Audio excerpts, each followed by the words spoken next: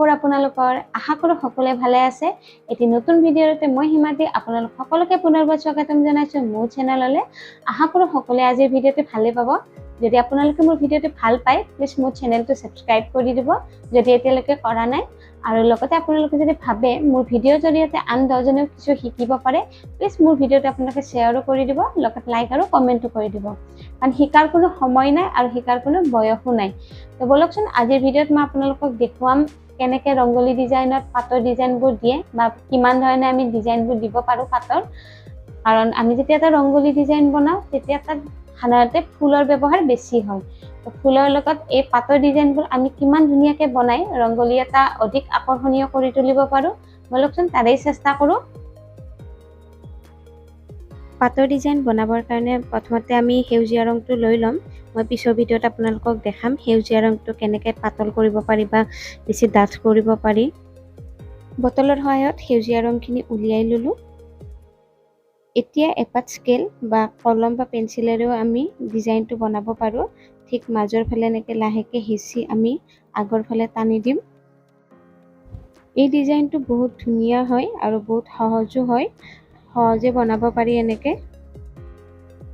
এতিয়া এডাল টুথপিকেৰে ভিডিঅ'ত দেখুওৱাৰ নিচিনাকৈ পাতৰ ডিজাইনটো দি যাম। এই পাতৰ ডিজাইনটো দেখিবলৈও ভাল লাগে আৰু সহজো হয়। আপোনালোকে বহুত সহজেৰে বনাব পাৰে, মাত্ৰ লাহে লাহে বনাই যাব লাগে।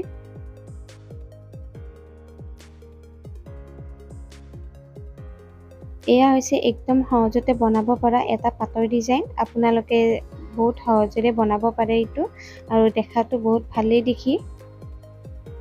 এতিয়া নেক্সট পাতৰ ডিজাইনটো বনাম। নেক্সট পাতৰ ডিজাইনটো বনাওঁতেও আমি একেধৰণে পাউডাৰখিনি উলিয়াই ল'ম। এতিয়া এখন চামুচেৰে পাউডাৰখিনিৰ ওপৰত এনেকৈ লাহেকৈ হেঁচা মাৰি ঠিক আগৰ ফালে অকণমান জোঙা টাইপৰ কৰি দিম। আগৰ পাতটোৰ নিচিনা এইবাৰ এই পাতটোতো আমি এনেকৈ টুথপিকেৰে বনাই যাম। আমি বহীত যেনেকৈ পেঞ্চিলেৰে পাতৰ ডিজাইন বনালে এনেকৈ এডাল এডাল লাইন টানি টানি বনাই যাওঁ, ঠিক সেইটো হিচাপতে এই পাতটোও বনাই যাম।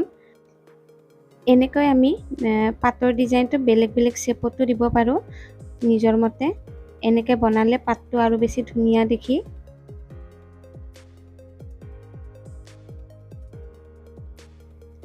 এনেকৈ পাতৰ ডিজাইনটো বনালে মাজত কিছুমান গেপ আহে, মানে কিছুমান খালী টাইপ হৈ যায়।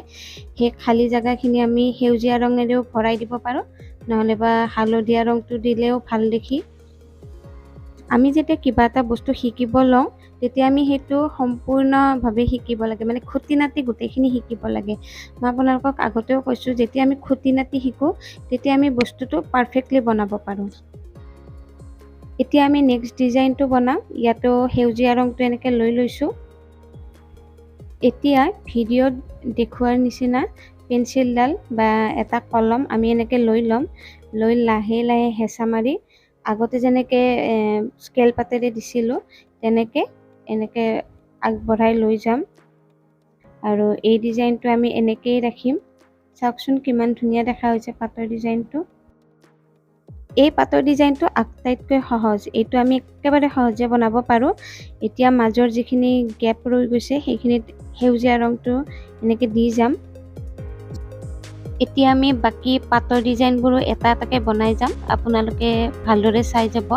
বহুত সহজ হয় বনাবলৈ, বৰ বিশেষ টান নালাগে। মই দেখুৱাতকৈ আপোনালোকে বেলেগ ধৰণেও ডিজাইনবোৰ বনাব পাৰে। যদি আপোনালোকে নিজৰ মতে কিছুমান ডিজাইন বনায় প্লিজ কমেণ্টত দেখাবচোন।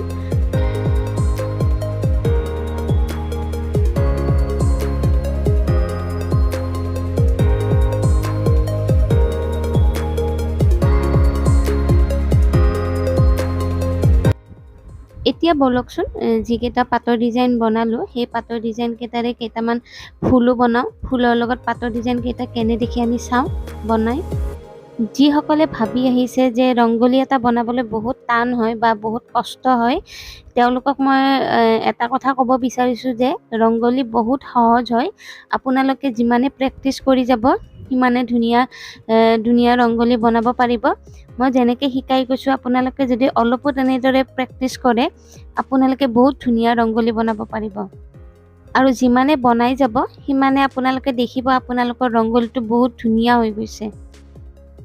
আমি যেতিয়া কালাৰফুল বস্তুবোৰ বনাওঁ তেতিয়া আমি সদায় কালাৰবোৰ একেবাৰে মিলিব লাগে, পাৰফেক্ট হ'ব লাগে, কালাৰৰ চইচটো ভাল হ'ব লাগে। তেতিয়া আমি যিবিলাক ডিজাইন বনাওঁ বা যিটো বস্তু বনাব যাওঁ সেইটো সদায় দেখনীয়াৰে হয় বা দেখাত ভালে দেখা হয়। আজিৰ ভিডিঅ'টো আপোনালোকে কেনেকুৱা পালে প্লিজ মোক জনাবচোন কমেণ্ট কৰি, আৰু নেক্সট মোৰ ভিডিঅ'বোৰ কেনেকুৱা হোৱাটো বিচাৰে আপোনালোকে সেইটোও জনাই দিব।